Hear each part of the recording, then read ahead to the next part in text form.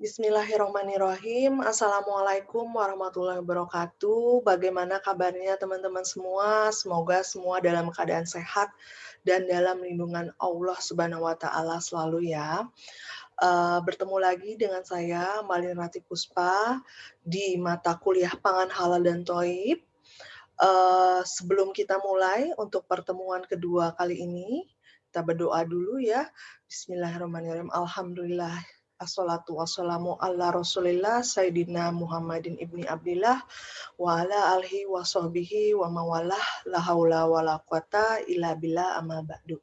Semoga apa yang kita pelajari hari ini dapat bermanfaat bagi kita dan juga bagi sesama. Izinkan saya share screen terlebih dahulu.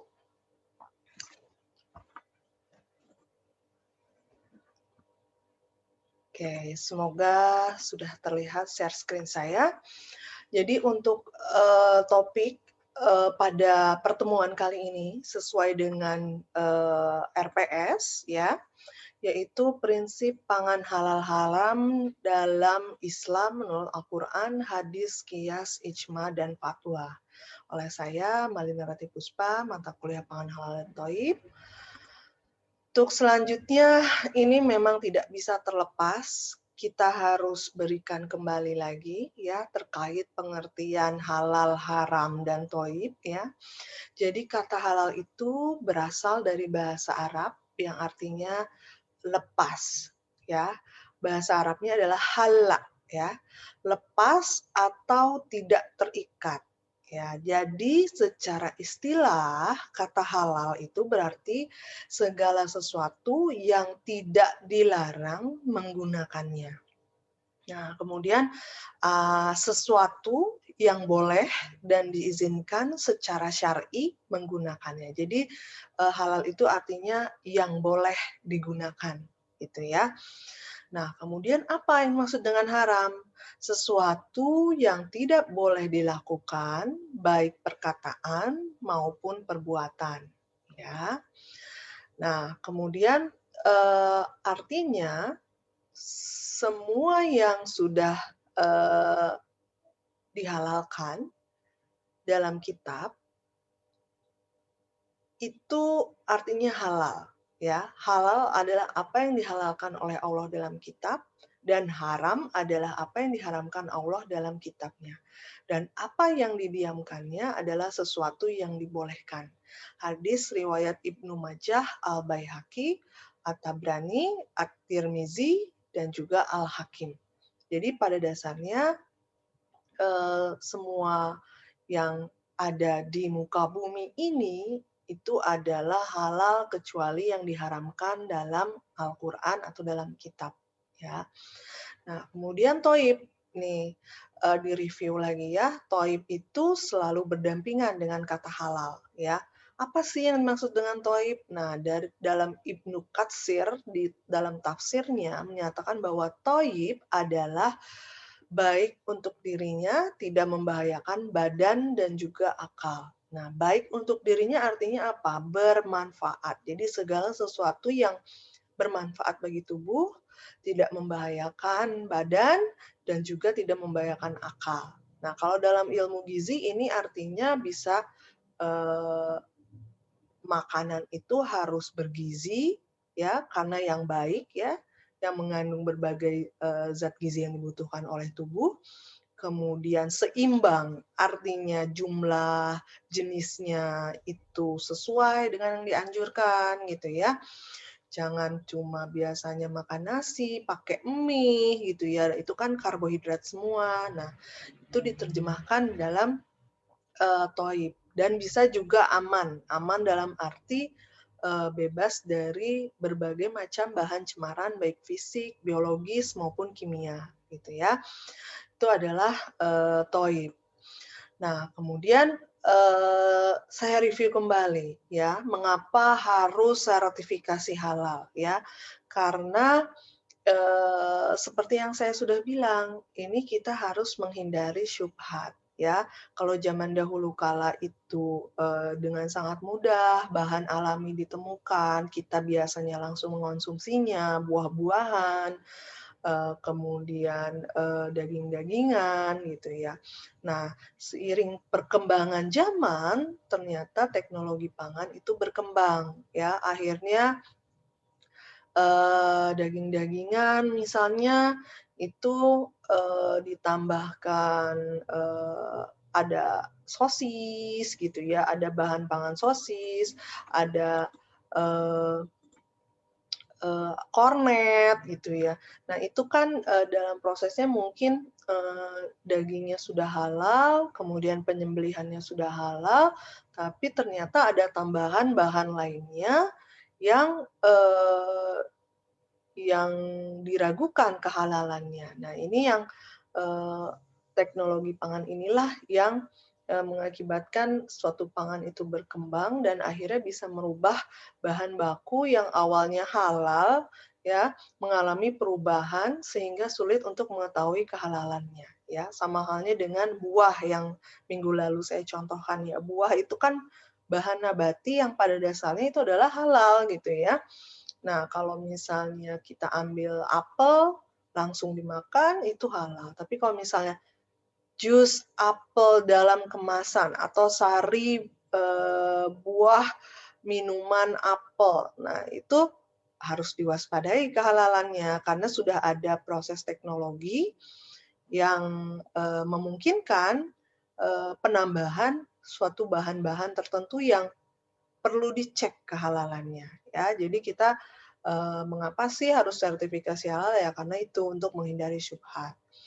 Nah, kemudian titik kritis. Jadi di setiap bahan pangan yang bukan positif list ya atau bukan bahan nabati ya itu memiliki titik kritis kehalalannya ya. Jadi misalnya dalam prosesnya kah, kemudian penambahan bahan pangannya kah, misalnya kayak kemarin gula itu titik kritisnya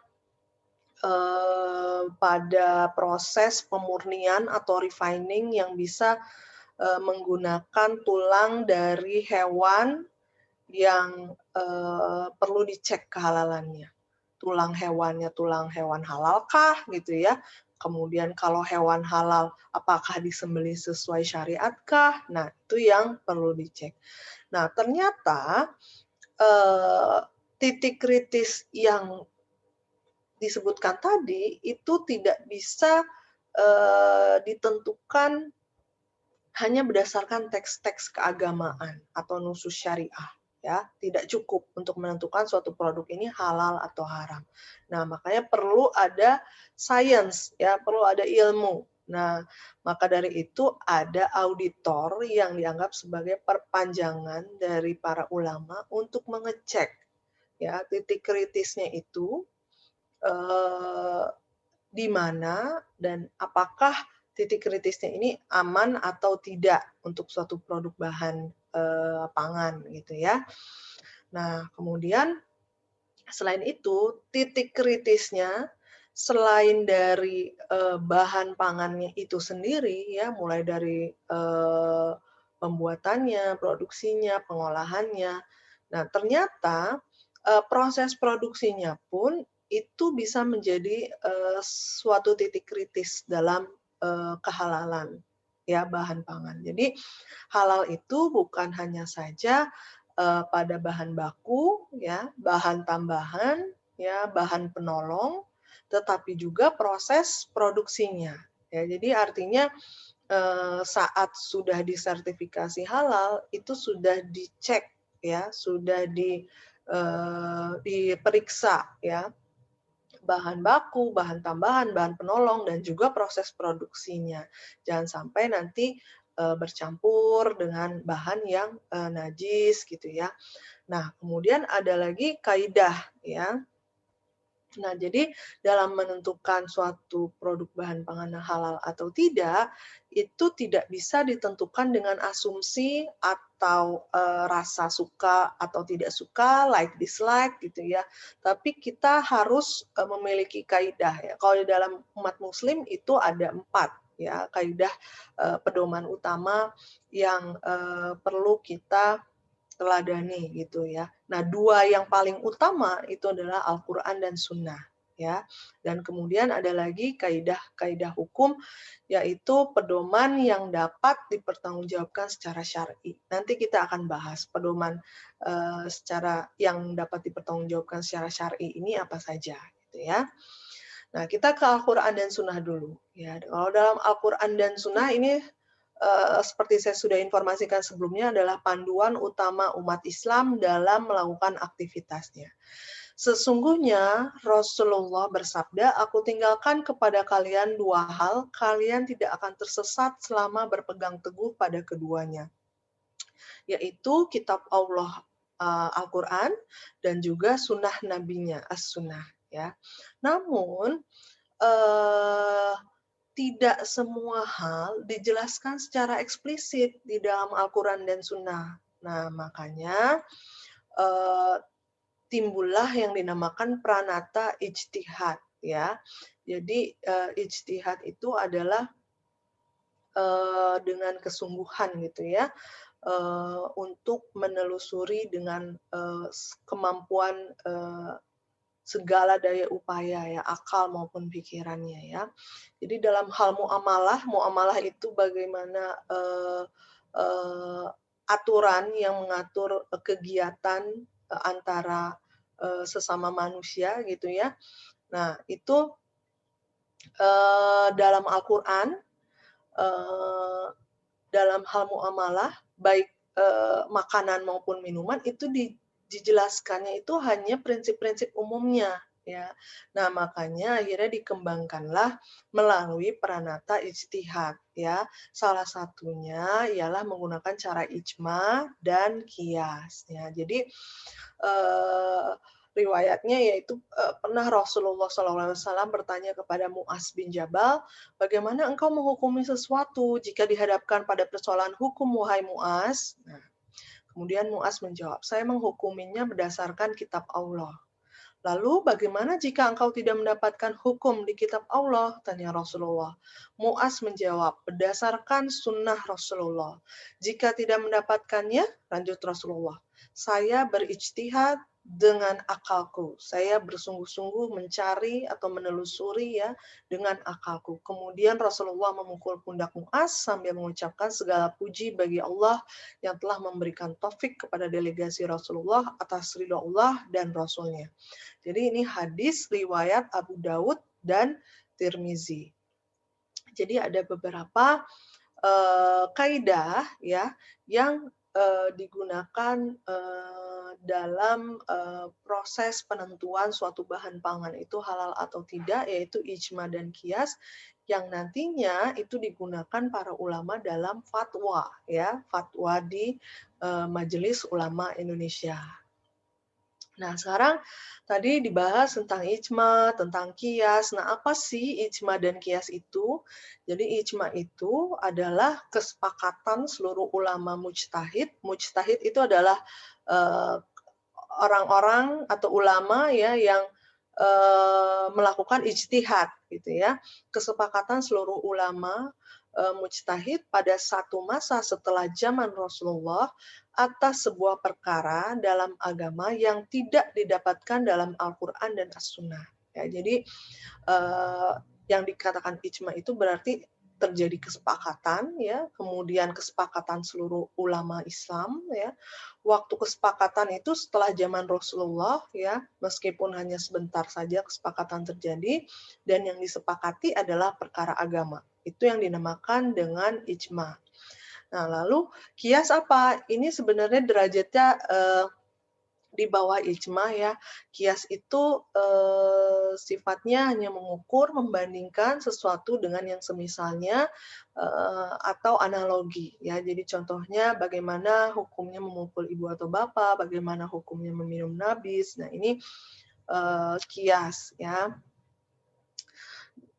Nah, kemudian prinsip dasarnya, prinsip dasar dari halal haram ini di dalam Al-Quran, itu surat Al-Baqarah ayat 29, dialah Allah yang menjadikan segala yang ada di bumi untuk kamu. Ya, artinya hukum asal segala sesuatu adalah boleh selagi tidak ada dalil yang mengharamkannya gitu ya. Jadi sebenarnya hukum asalnya segala sesuatu itu adalah boleh. Nah, lalu hikmah dari mengonsumsi pangan halal itu apa? Kemarin sempat dibahas ya, berbagai macam hikmahnya, mungkin nanti dibahas di praktikum ya. Nah, tapi ini saya ceritakan sedikit dalam buku Al-Ghiza wal Muqtadi Al-Ash'ad ya. Jadi kalau misalnya kalian tahu, gizi itu berasal dari kata bahasa Arab ya, giza ya. Nah, jadi ada dalam buku Al-Ghiza wal Muqtadi Al-Ash'ad menyebutkan bahwa jenis makanan itu ada yang membesarkan tubuh jasmani dan ada yang menumbuhkan kecerdasan. Seperti halnya dalam ilmu gizi, karbohidrat menumbuhkan fisik, sedangkan protein akan menumbuhkan kecerdasan. Nah, jadi makanan itu pada dasarnya sangat bermanfaat untuk tubuh ya.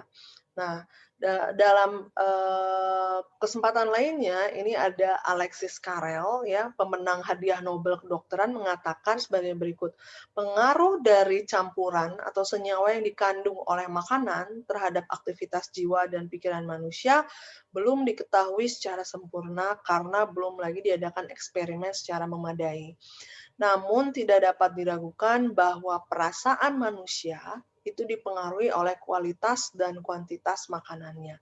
Nah, jadi dari sini kita dapat lihat bahwa sebenarnya mengonsumsi makanan itu Allah tuh sudah menciptakan berbagai macam bahan pangan di muka bumi ini dapat kita manfaatkan. Namun kita sebagai manusia itu harus memanfaatkan makanan itu dengan sebaik-baiknya. Ya, karena apa? Karena perasaan manusia itu nantinya akan dipengaruhi oleh kualitas dan kuantitas makanan yang dimakan ya. Seperti halnya quotes yang terkenal di ilmu gizi ya, you are what you eat gitu ya. Nah, itu menggambarkan bahwa apa yang kita makan itu akan menggambarkan bagaimana kepribadian kita gitu ya. Nah, sekarang hukum jenis makanan ya. Jadi jenis makanan itu ada yang nabati, ada yang hewani ya. Kalau nabati itu hukum asalnya halal ya. Kalau misalnya di dalam sertifikasi halal ini namanya positive list ya. Ada fatwanya dari Majelis Ulama Indonesia apa saja sih yang dikategorikan kepada positive list itu macam-macam ya. Ada bahan tambang, bahan kimia, bahan mineral, ya, kemudian sayuran, buahan yang segar gitu ya. Beda kalau misalnya bubuk bawang putih ya teman-teman ya. Bawang putihnya benar halal ya, tapi kalau saat dia diproses karena ada teknologi ya, perubahan ya, dia menjadi bubuk, itu biasanya ditambahkan bahan-bahan lainnya ya, misalnya anti kempal ya supaya dia tidak menggumpal. Nah, itu harus dicek kehalalannya. Jadi kita perlu lihat dulu kalau misalnya dia bentuknya adalah utuh dari bahan nabati gitu ya, sayuran, buahan itu dikategorikan sebagai positive list. Tapi kalau dia sudah berubah bentuk, sudah ada proses teknologi, sudah ada penambahan bahan lainnya, nah itu perlu dicek lagi kehalalannya. Nah, kemudian jenis makanan yang kedua adalah hewani. Ini hewani itu ada di darat ya dan juga di air ya. Kalau misalnya di darat ini ada yang halal, ada yang haram. Kalau di air pada dasarnya semua itu adalah halal. Nanti kita lihat bagaimana hadis dan sunnah dan lain-lainnya. Nah, ini dia. Jadi untuk nabati yaitu bahan-bahan makanan yang berasal dari tanaman, akar, batang, dahan, daun, bunga, buah dan lain-lain. Jadi Imam Syafi'i berkata, asal makanan dan minuman jika bukan milik orang lain atau pemiliknya telah menghalalkannya, maka makanan dan minuman tersebut adalah halal kecuali apa yang diharamkan oleh Allah dalam kitabnya atau melalui nabinya. Ya, jadi dalilnya adalah boleh memakannya kecuali yang membahayakan seperti tanah, kerikil, racun, atau karena memabukkan dan najis. Nah, nanti kita akan bahas. Jadi, faktor apa saja yang menyebabkan suatu bahan pangan itu akhirnya jadi haram? Nah, nanti kita akan bahas. Nah, hewan air. Nah, jadi hewan air ini sebenarnya ada pendapat dari beberapa ulama ya yang berbeda. Dari kalau Hanafiyah itu yang halal itu hanya ikan saja, kecuali eee mohon maaf, cuma ikan saja. Selain ikan menyelisihi tabiat yang salim atau jorok, gitu ya. Nah, sementara di jumhur fuqaha, semua makhluk laut itu adalah halal, ya. Jadi, ini ada perbedaan pendapat ulama. Tapi di dalam surat, Fatir ya, ayat 12, di sini kita lihat bahwa dan tiada sama antara dua laut, yang ini tawar, segar, sedap diminum, dan yang lain asin lagi pahit. Dan dari masing-masing laut itu kamu dapat memakan daging yang segar. Nah, ini yang sebenarnya digunakan bagi sebagian ulama bahwa segala sesuatu yang di laut, makhluk yang di laut itu halal gitu ya. Nah, kemudian ada lagi nih pendapat dari Syafi'iyah dan Hanabilah. Jadi katak ini jadi semua yang di laut itu, yang di air tawar maupun yang di air laut, mohon maaf, yang di air laut itu adalah halal ya. Kemudian ada pendapat dari Syafi'iyah dan Hanabilah bahwa katak ini haram karena dilarang dibunuh, ular karena menjijikan ya, kemudian buaya karena bertaring dan buas, dan juga karena ada nasnya. Ya, jadi ini yang diharamkan gitu ya. Jadi nantinya eh, ada pendapat ulama yang hewan-hewan mana saja yang dilarang dibunuh, yang karena menjijikan, yang karena bersaing dan buas, yang dilarang dikonsumsi, gitu ya. Nah, sekarang hewan darat ya, diharamkan bagimu memakan bangkai, darah, daging babi, daging hewan yang disembelih atas nama selain Allah, yang tercekik, yang terpukul, yang jatuh, yang ditanduk, dan diterkam binatang buas, kecuali yang sempat kamu menyembelihnya. Ya, nah jadi kalau hewan darat ini hewan yang hidup dan tinggal di darat ya. Nah ini hewannya kita lihat hewan halal atau tidak. Ya, jadi kalau misalnya babi kan nggak boleh gitu ya. Kemudian bangkai nggak boleh, darah nggak boleh ya. Nah kecuali yang kemudian yang tercekik, yang terpukul itu nggak boleh ya. Yang menyebut nama selain Allah itu nggak boleh. Nah kemudian cara menyembelihnya. Cara menyembelihnya yang tadi ya, kalau misalnya kalau menyebut nama selain Allah, ya, nggak boleh gitu ya. Jadi harus disembelih atas nama Allah gitu ya. Nah, kemudian nanti ada orang yang menyembelihnya ya. Nah, sekarang hewan yang diharamkan itu apa saja? Yang pertama itu karena zatnya ya, bangkai, darah, daging babi, keledai ya. Kemudian memiliki taring dan buah serta burung yang bercakar. Ya. Kemudian hewan pemakan bangkai seperti elang dan lain-lain. Dan juga yang diperintah untuk dibunuh seperti ular, kalajengking, dan yang dilarang untuk dibunuh seperti semut dan burung hudhud. Ya. Nah, kemudian ada lagi karena dilahirkan silang dari hewan yang haram dan halal seperti bagal atau mule gitu ya. Nah, kemudian cara menyembelihnya, diharamkan bagimu daging hewan yang disembelih atas nama selain Allah, yang tercekik, yang terpukul, yang terjatuh, ditanduk, dan dijatuhkan binatang kecuali kamu sempat menyembelihnya.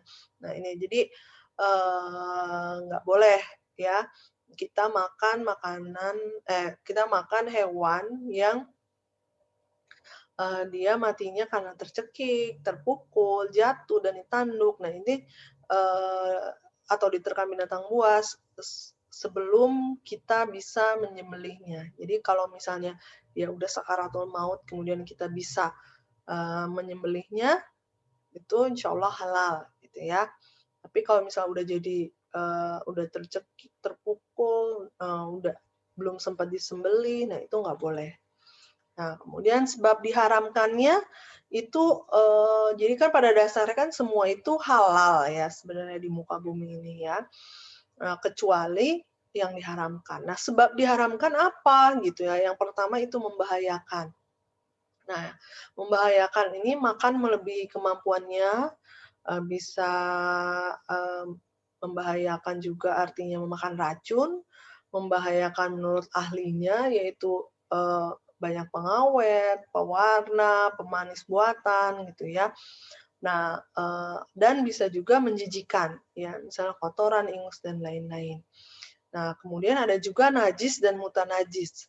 Jadi zatnya najis seperti darah, muntah, bangkai, dan lain-lain. Dan karena tercampur najis, mutanajis ya. Jadi bahan yang awalnya dia halal, kemudian dia bersentuhan dengan barang najis, nah itu dia menjadi haram, gitu ya. Oke, nah kemudian ada juga alkohol atau yang memabukkan, kemudian, ada dalil yang mengharamkan, ya, ada dalil yang mengharamkan. Jadi, ini adalah sebab-sebab, suatu bahan pangan yang, bisa diharamkan. Oke, sementara materi dari saya cukup sekian, mohon maaf jika ada kesalahan. Silahkan jika ada pertanyaan, kita bisa, masukkan ke dalam forum yang ada di e-learning ya. Silahkan nanti saya akan menjawab pertanyaan teman-teman semua di forum e-learning dan bisa jadi itu akan menambah, eee, poin keaktifan ya. Jadi, saat, kuliah kita nggak selamanya sinkronus ya, artinya kita bisa senantiasa, berdiskusi. Nah, kalau seperti saat ini kita asing, mohon maaf. Nah, ini, saya akan, mendapatkan nilai keaktifan itu dari, forum ya, bagaimana kalian, berdiskusi gitu ya, eee dan saling menanggapi satu sama lain. Jadi tidak terbatas hanya kalian yang bertanya, kemudian saya yang menjawab, jadi, tidak dibatasi seperti itu. Jadi kalian bisa bertanya, kemudian jika ada temannya yang mengerti dan paham, silahkan, dijawab, nanti saya akan mencoba sebagai moderator ya, menengahi bagaimana ini, apakah benar yang dijawab oleh temannya atau masih belum tepat atau bagaimana, itu yang nanti kita akan adakan di forum. Baik, terima kasih. Sekali lagi mohon maaf kalau ada kesalahan. Semoga bermanfaat materi kali ini. Senantiasa jaga kesehatan. Wabillahi taufik wal hidayah. Wassalamualaikum warahmatullahi wabarakatuh.